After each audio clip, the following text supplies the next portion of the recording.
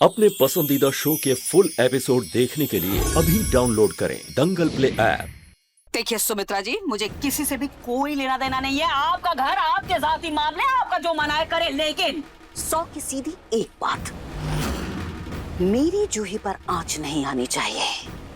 उस पर किसी तरीके की उंगली नहीं उठनी चाहिए, उसके साथ कोई भी बदसलूकी नहीं होनी चाहिए, वरना मैं हरगिज बर्दाश्त नहीं करूंगी। बात खत्म। वरना पुलिस में केस दर्ज कराऊंगी आप सबके खिलाफ, घरेलू हिंसा का। तो आप भी ध्यान रखिए और अपनी पोती को भी समझाइए कि वो अपने परिवार पर ध्यान दे और अपनी बच्ची का ख्याल रखे, ना कि दूसरे किसी पर ध्यान दे।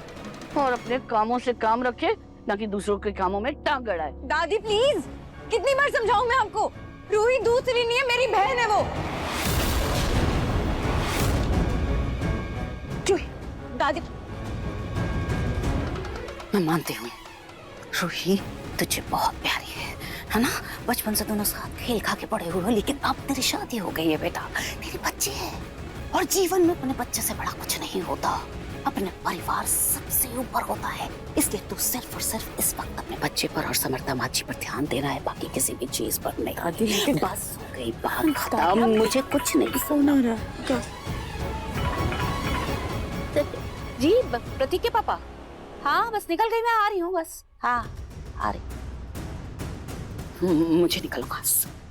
समधन जी, वैसे मेरे यहाँ आने का उद्देश्य कुछ और था समधन जी। मैं यहाँ आई थी मेरी जूही और उसकी बच्ची को निमंत्रण देने, क्योंकि इस बच्ची का आवभगत उसके ननिहाल में अच्छी तरह से तो हुआ नहीं है, तो मैंने सोचा इसी बहाने अच्छे से बच्ची का ये संस्कार भी पूरा कर लूंगी। तो आपसे अनुरोध है कि आप मेरी जूही को और मुन्नी को कल खाने पर भेज दीजिएगा, ठीक है? प्रतीक के पापा ने कहा है जूही और मुन्नी के साथ तुम भी आ जाना। जी दादी।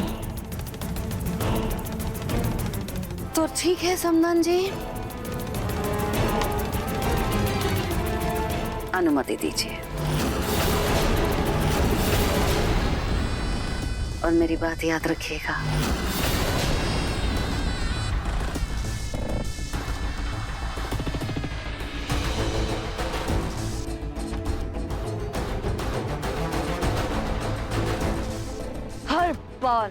हर बार तुम्हारी दादी आकर कोई ना कोई तमाशा करके जाती है।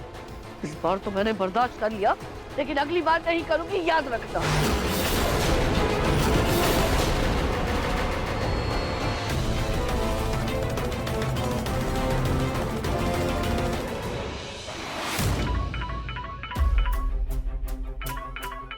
ये मुझे क्यों फोन कर रही है? हेलो, हाँ बोले। क्या? ठीक है, मिलती हूँ।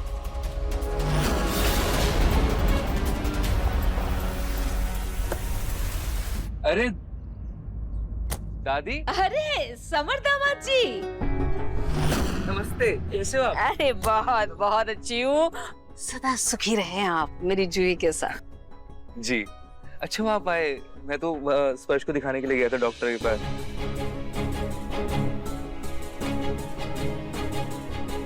दादी आप अपना पर्स अंदर ही भूल गई थी, ये ली। सॉरी।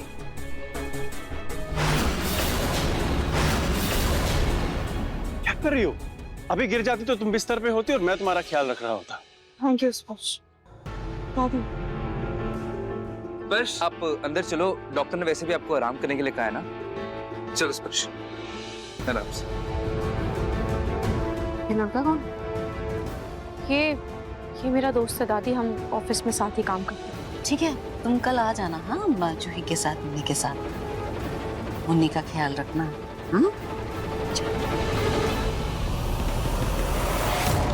क्या यार, मैं कब से फोन कर रहा हूँ और तुम अब फोन उठा रही हो? स्पर्श, मैं तुमसे बाद में बात करती हूँ, अभी मैं बहुत बिजी हूँ। Listen, hello. इस लड़की को मेरी जरा सी भी फिक्र नहीं है। ऐसी भी क्या जल्दी है कि 2 मिनट का टाइम नहीं।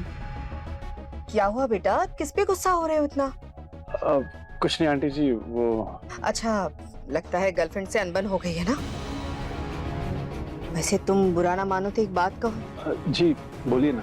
मुझे तो लगा था तुम्हारी चोट देखकर तुम्हारी गर्लफ्रेंड दौड़ी चली आएगी, लेकिन अब लगता है उसके पास तुमसे भी जरूरी बहुत से काम होंगे।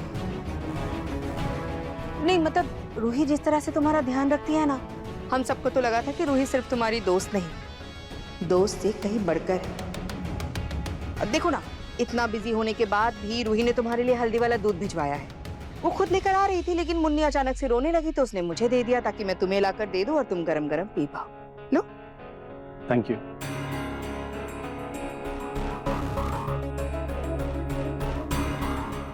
मन सुंदर रात 8 बजे दंगल टीवी पर।